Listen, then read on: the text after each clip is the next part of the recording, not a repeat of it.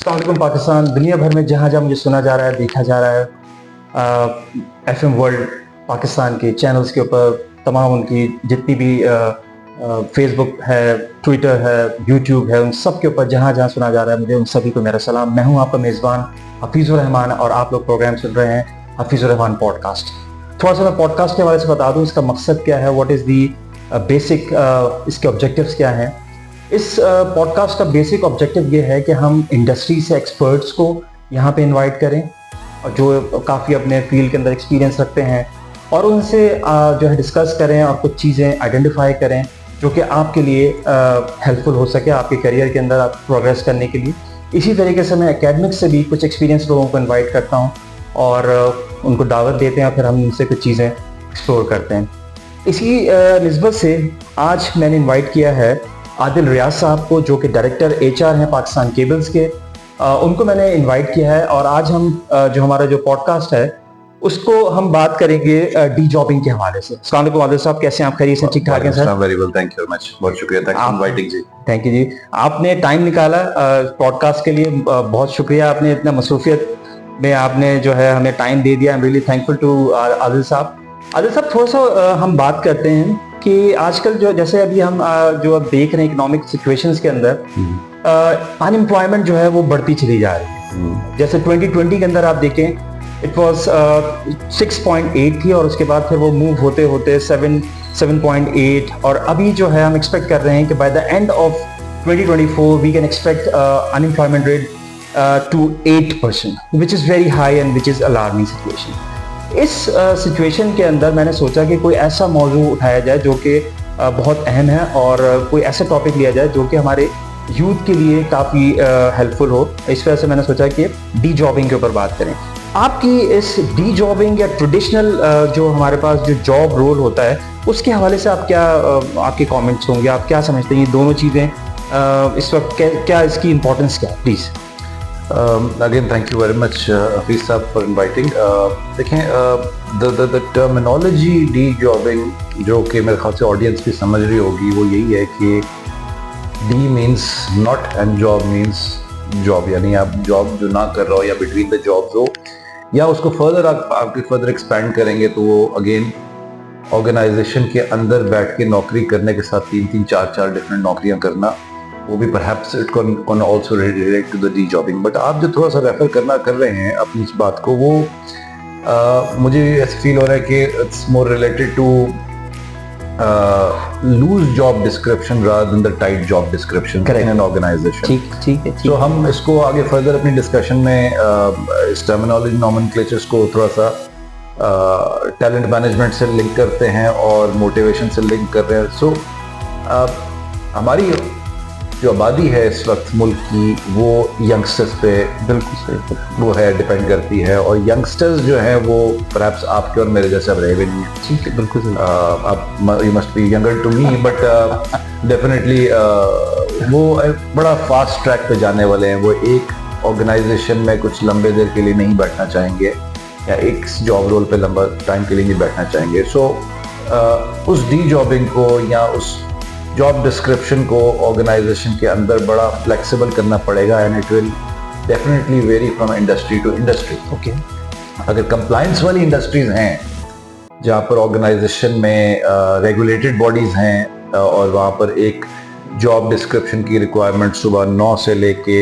5 बजे तक अगर परहैप्स नोट गिनने की है या नोटों के साथ करेंसी नोट्स के साथ बैंक फाइनेंशियल इंस्टीट्यूशन में बात कर रहा हूँ, तो वो डिफरेंट होगी। लेकिन अगर कोई ऑर्गेनाइजेशन ऐसी है जो एनालिटिक्स में है, डिज़ाइनिंग में है, स्ट्रेटजी पे है, इवन अब तो खैर प्रोडक्शन की साइड पे भी है, बट इस तरह की जो इनेबलिंग फंक्शन है जहाँ पर ज़्यादा दिमाग का इस्तेमाल हो रहा है, कंप्यूटर का इस्तेमाल हो रहा है, एनालिटिक्स का इस्तेमाल हो रहा है, AI का इस्तेमाल हो रहा है, वहाँ पर job description we need to review the job description and we need to facilitate our young generation, especially young generation, to be more flexible and to be more accommodative. Correct. So ये मेरे थोड़े से 2 cents हैं about your question जी। ठीक है, right. D जॉबिंग और traditional को बहुत खूबसूरत आपने इसको एलैबोरेट कर दिया। आई होप कि काफ़ी अंडरस्टैंडिंग डेवलप हो गई होगी बेहतर।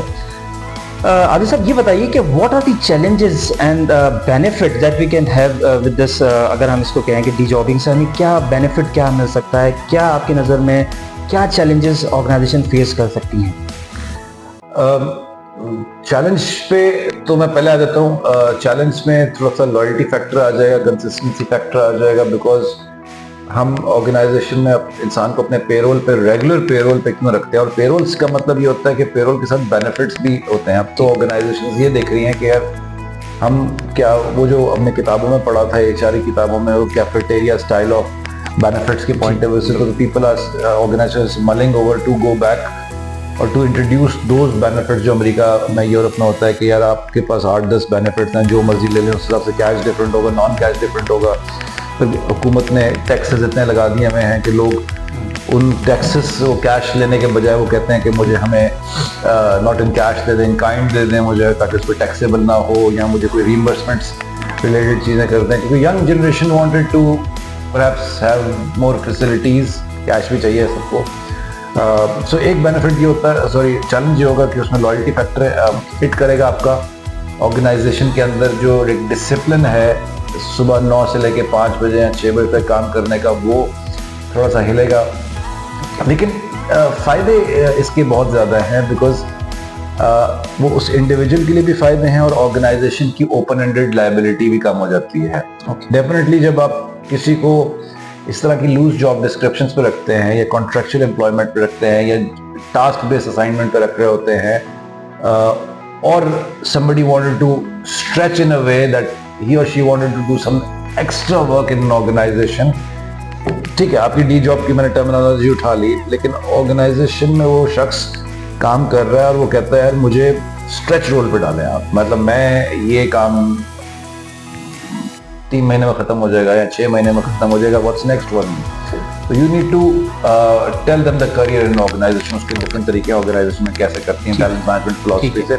सो लूज जॉब डिस्क्रिप्शन से उसके फ़वाइद ये हैं कि आप उसको स्ट्रेच एनवायरनमेंट दे सकते हैं, आप अपना open ended liability as a set that उसको मिनिमाइज कर सकते हैं, और अपने हेड काउंट्स को आप ऑर्गेनाइजेशन कहते हैं जी हमारे 50 का हेड काउंट है, लेकिन ठीक है 100 बंदा काम कर रहा है जो कि आपके पास प्रोजेक्ट बेस पे काम कर रहा है या टास्क बेस पे काम कर रहा है।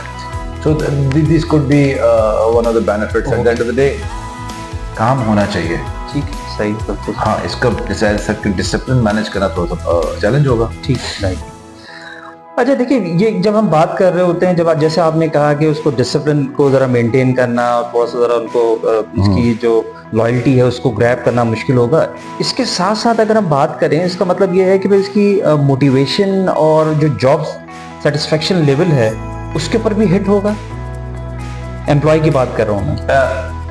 अच्छा देखें, ओके फाइन, बिल्कुल आपने देखना क्या है, because this terminology is comparatively new and this is amongst the new generation and the young generation. Why? Because उनको क्या होता है, they're fast, उनको काम चाहिए, उनको बैठ के ना कुछ करके अपना टाइम वेस्ट नहीं करना। They wanted to learn faster, right. So वो जब अपना तेज काम करना चाहते हैं तो अल्टीमेटली ऑर्गेनाइजेशन को फायदा है, ठीक है। तो सवाल जो आपका था वो थोड़ा सा रिपीट मुझे मैं कह रहा हूँ कि एम्प्लॉय की मोटिवेशन और जॉब सेटिस्फेक्शन क्या वाकई में से वो भी हर्ट होगी?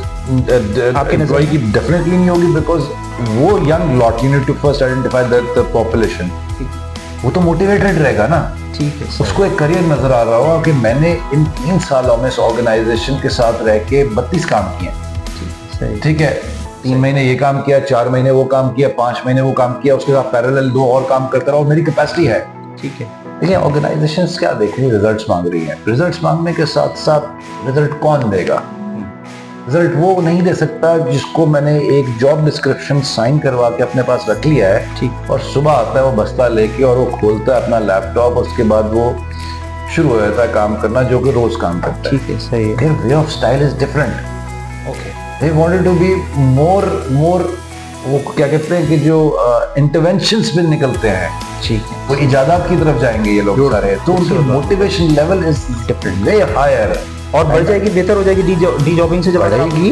लेकिन एक और मसला आएगा रिटेंशन का, ठीक, उसको अपने पास आप जब तक मोटिवेट और इंगेज्ड नहीं रखेंगे, इंगेज्ड का मतलब ये है कि आप उसके साथ बात करें, उसके साथ उसको डिफरेंट तरीकों से एंगेज और मोटिवेशन नहीं रखेंगे तो वो आपके पास नहीं टिकेगा, तो ही और she will move, because this organisation is a very serious issue. आपने जो टॉपिक पिकअप किया है ना वो बड़ा ब्रिलियंट टॉपिक है, बिकॉज ये इशू आ रहे हैं ऑर्गेनाइजेशन के अंदर। ठीक है। अच्छा सर, कोई HR फर्टर्निटी के अंदर कोई आप कोई स्ट्रेटजी आप कोई रेकमेंड करना चाहेंगे आप डी जॉबिंग के हवाले से? कोई आपकी कोई आप चाहेंगे तो आप floor is open to you, अगर आप चाहें तो बात। Thank you very much. देखिए, for the people who will be watching this and listening to this, I think every HR professional in Pakistan, the HR is not like the old HR in Pakistan. So हम अपने जो नई generation आ रही है हम उनके साथ इसलिए बैठते हैं ताकि हमें नई नए ट्रेंड्स का पता चले, and they very good and they're very fast and they have the high capacity. So these high capacity people give high results. जब ये high results दे रहे होते हैं तो हर सबको पता है कि ऑर्गेनाइजेशन के अंदर टैलेंट मैनेजमेंट फिलोसफीज प्रिवेल करती है। आपने बंदा रख लिया, ठीक, रखने के बाद उसको आप धक्का तो पानी में नहीं मार सकते, हुकुम बेटा पैरो, तो आपने उसका एक करियर पाथ बनाना होता है। तो वो that's being drafted and constructed through a proper talent management philosophy. That means you identify or categorize people in an organization with the high potentials, ठीक है, or perhaps the solid contributors or sustained performers in an organization, और तीनों के तरीक़ेकार for retention and development would be different. मैंने जैसे before starting the session we were discussing about certain elements of HR, because अब वो जो roles define होते हैं ना अच्छी MNCs और अच्छी ऑर्गेनाइजेशन के अंदर, रोल 2 से 3 साल का डिफाइन हो रहा होता है, ठीक, और उसके बाद अगर आपने उस शख्स को जो हाई पोटेंशियल है उसको आपने मूव नहीं किया, उसको दूसरा रोल नहीं दिया, तो वो आपके लिए कैजुअलिटी हो जाएगा, यानी वो स्टे नहीं करेगी या करेगा। दैट मीन्स के फास्ट चल रहा है, अच्छा वो वाला नॉमेनक्लेचर, वो जो पुरानी जो भी चलेगी कि HR वाला सारी जिंदगी HR करेगा, फाइनेंस वाला सारी जिंदगी फाइनेंस करेगा। तो I used to work for an MNC, oil and gas MNC। तो मेरे बॉस का बॉस जो हेग में बैठता था वो हिस्टोरियन था, लेकिन वो HR हेड करता था। तो हो सकता है वो उस ऑयल कंपनी में आया हो, सप्लाई चेन में आया हो, लुब्रिकेंट्स में गया हो, उसके बाद उसका रोल चेंज होते होते वो एग्जीक्यूटिव वाइस प्रेसिडेंट जो था, 1 level down to the chief executive as a global organization, was an historian, अगोरा। So अब ये कहना कि जी HR वाला सारी जिंदगी HR वाला सेल्स क्यों नहीं कर सकता, तो आप जब तक उसको मोटिवेट नहीं रखेंगे ना through your talent management structure philosophy, आप ऑर्गेनाइजेशन में नहीं टिकेंगे। लोग तो अच्छी MNCs में लोग क्यों काम करना चाहते हैं, या अच्छी स्ट्रक्चर्ड या बैंक्स में लोग क्यों काम करना चाहते हैं, क्योंकि लोगों के रोल चेंज होते हैं। कोई ट्रेजरी से वो रिटेल बैंकिंग की तरफ चला गया, रिटेल बैंकिंग से जो है कमर्शियल बैंकिंग में चला गया, कमर्शियल से जो चला गया वो HR में चला गया। हाँ, जो बिजनेस समझ गया उसने कहा चलो मैं अब HR करता हूँ, अच्छा HR प्रोफेशनल बना। So at the end of the day all the people are working for the profitability of the organization to make your P&L and balance sheet sustainable. ठीक है, बिल्कुल सही, बहुत बहुत खूबसूरत बात बोली आपने। अच्छा, मैं इसके अंदर थोड़ा सा ऐड ये करना चाहूँगा, प्रॉब्ली आप इसको सेकंड करेंगे। मैंने भी आदिल साहब ये देखा है कि जब आप किसी एक रोल में आप काफ़ी अरसे तक आप रहते हैं और जब आप उस रोल से हट के काम करते हैं, तो मैंने देखा है काफ़ी लोगों को अपने 24 ईयर्स के करियर में मैंने देखा है वो उसके अंदर फ्लरिश कर रहे होते हैं, क्योंकि वो एक मोनोटनी और एक जो है ना एक सिमिलर काइंड की जॉब करते हुए they are sick and tired of that doing that particular job, और उसके अंदर उनके अंदर वो क्रिएटिविटी ख़त्म हो जाती है। जब वो नई चीज़ को अडॉप्ट करते हैं तो वो फिर एकदम से उसके अंदर मैंने देखा है कि वो उनके अंदर एनर्जी आई हुई होती है और कुछ नया करने की कुछ वो होती है।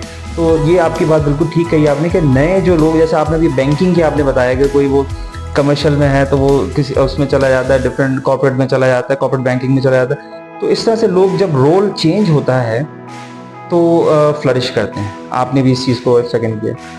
देखिए, हमारे पास सबसे बड़ी एग्जांपल है पाकिस्तान, हुकूमत पाकिस्तान है, जिसमें से मिनिस्ट्री ऑफ डिफेंस के पाकिस्तान आर्म फोर्सेज हैं जी।